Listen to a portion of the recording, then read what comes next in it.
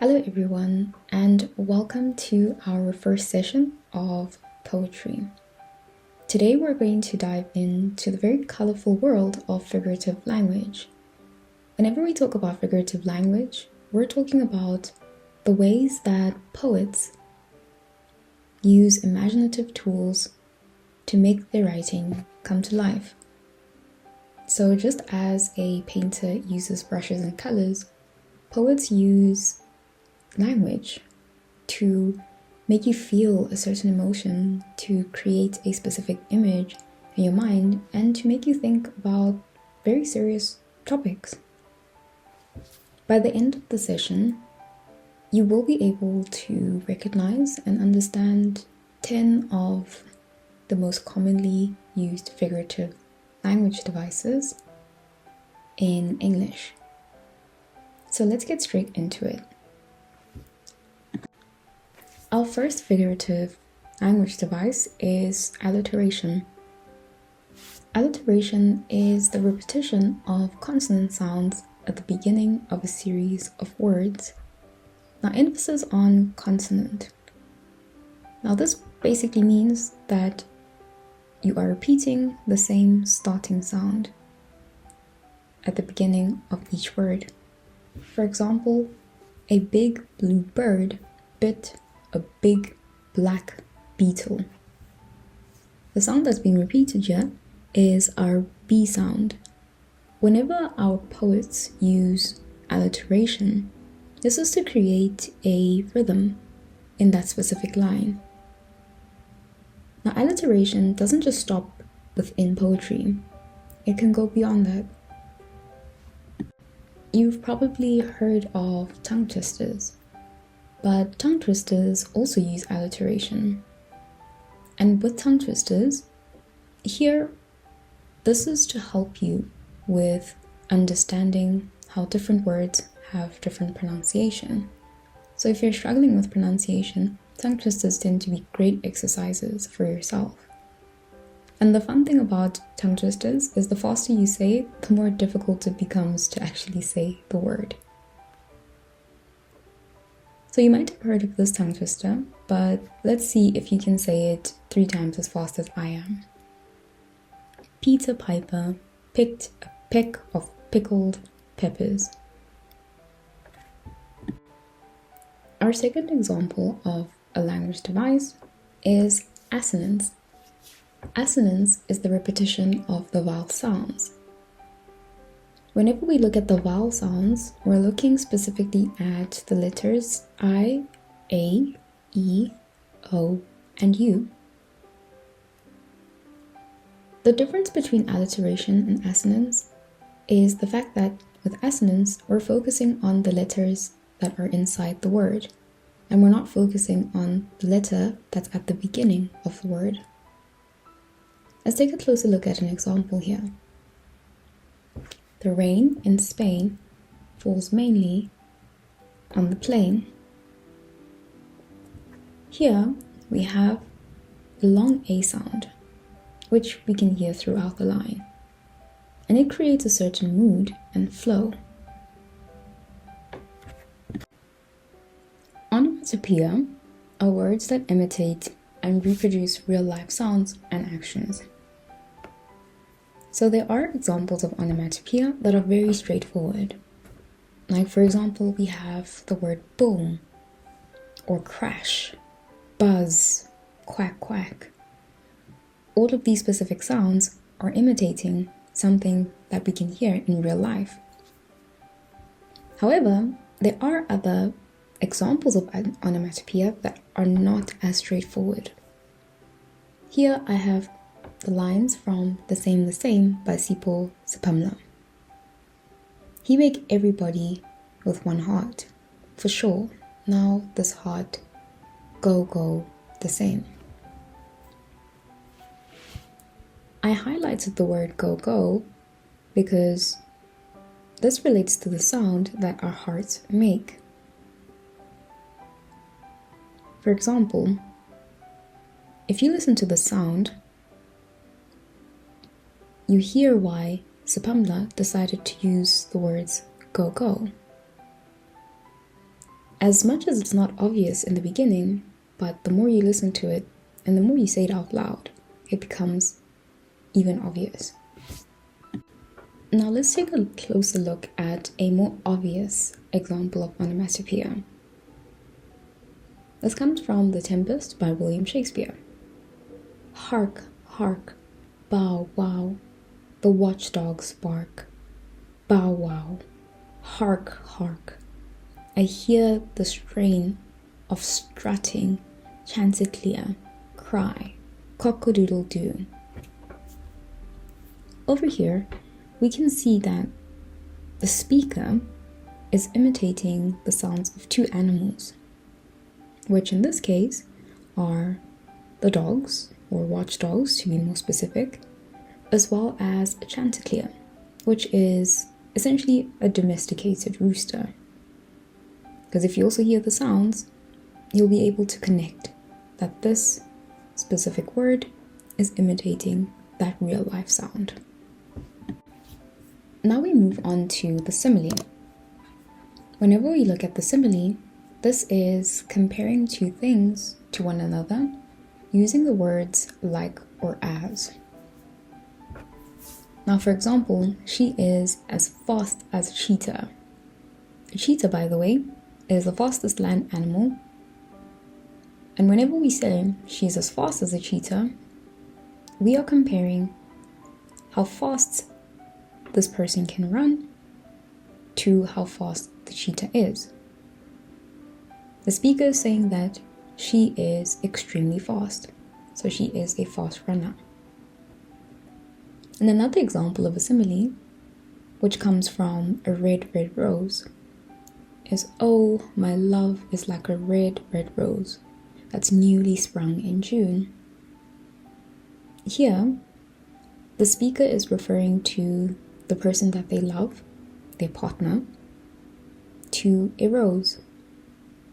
We can say that just as a rose, the speaker's partner is beautiful, or the speaker's partner is beautiful and she might have a temper because roses also have thorns.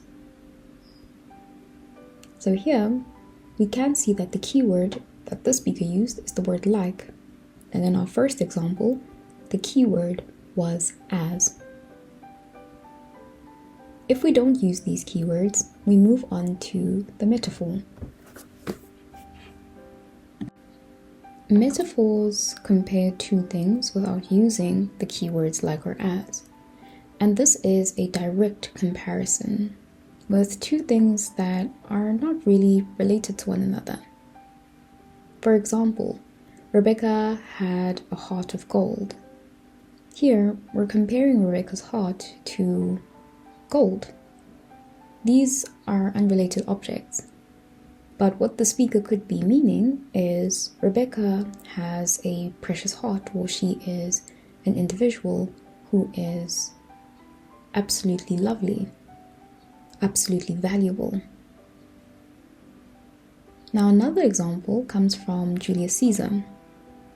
Let loose the dogs of war.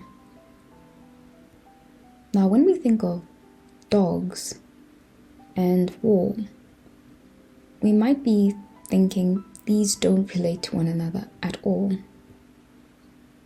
When we look at war, we're actually talking about the soldiers. So here, the soldiers are being compared to dogs of war. And whenever we look at dogs of war, the speaker is also essentially saying that these soldiers should be feared because they are ready to fight. They are ready to be vicious. Because in war, if you're not ready to fight and put up a good fight, you won't be the victor. Whenever we look at personification, this is giving human characteristics or qualities to non-human things. For example, thou art pale for weariness of climbing heaven and gazing on the earth, wondering, companionless among the stars that have a different birth. Here, our speaker is actually talking about the moon, saying how the moon is looking very sad and dull because it's tired. And it's also talking about how lonely the moon is. Now, we can't assume that the moon is lonely because it doesn't really have feelings, doesn't have emotions like humans do. So because we're giving this object a human characteristic, we are personifying it. Another example can be the wind whispered through the trees. Once again, the wind can't actually whisper, but we can imagine it in a way that it can. And by giving it that human characteristic, we make the wind seem more human. We make this line come to life. Now we look at idioms. So a common way of saying something using a phrase. But this common expression doesn't literally mean what it says. There's a different meaning to the literal expression. Our first example here is, I feel like a fish out of water. Whenever someone says this, they're saying that they might be feeling very uncomfortable with the experience that they're in because it's so new to them. Think about the first time that you joined a new school, or the first time that you joined a social club. It might have felt very uncomfortable at first because you didn't really know anyone. Hence, you felt like a fish out of water. This environment is new to you. The second example is, the apple doesn't fall far from the tree. This is a way of saying that a child, as well as a parent, share similar traits and characteristics. So, for example, if you and your parent look the same, or your mannerisms are the same, or you talk in the same way, then we do say that the apple doesn't fall far from the tree.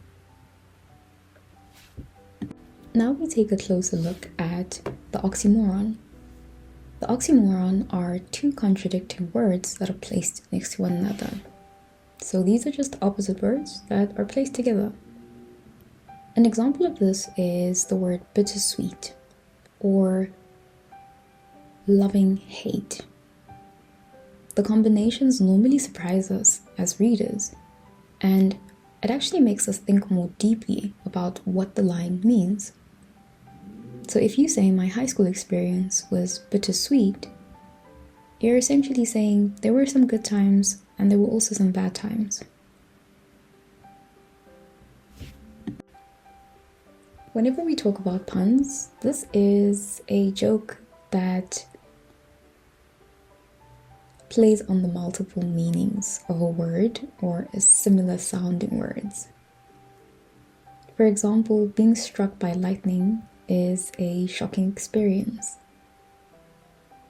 Here, when we talk about the word shocking, we're relating it to lightning itself. And a bicycle can't stand on its own because it's too tired. Here, we're playing with the word too tired. Instead of saying too tired with T-O-O, here we're actually saying the bicycle is too tired because it has two different tires. So we're playing with the word too here as well as tired. And our last figurative device for today is the hyperbole. The hyperbole is an over-exaggeration of something to emphasize a point. So whenever you say, I'm so hungry, I could eat a horse, you don't literally mean that you can eat a horse. You're just overemphasizing how hungry you are. And another example of hyperbole is again from A Red, Red Rose. I will love thee still, my dear, until all the seas can dry. What the speaker is saying here is he will love his partner until all the seas of the world dry up. Now this is a bit of an exaggeration, because if we have to wait for all of the seas to dry up, we're going to be waiting for quite a number of years. So as much as we know that, yes, the speaker won't love until all of the seas dry up, he's just saying that he will love his partner forever. Thank you so much for listening up until this point. I just want to emphasize that poetry isn't just about rhythm. It's about painting pictures with your words and making readers feel something and seeing the world from a different point of view. Today we looked at 10 different figurative devices, which are namely alliteration, assonance, onomatopoeia, similes, metaphors, personification, oxymorons, idioms, puns, and the hyperbole. I hope that as you read poetry, especially after the session, you're able to pick out a few of these figurative devices.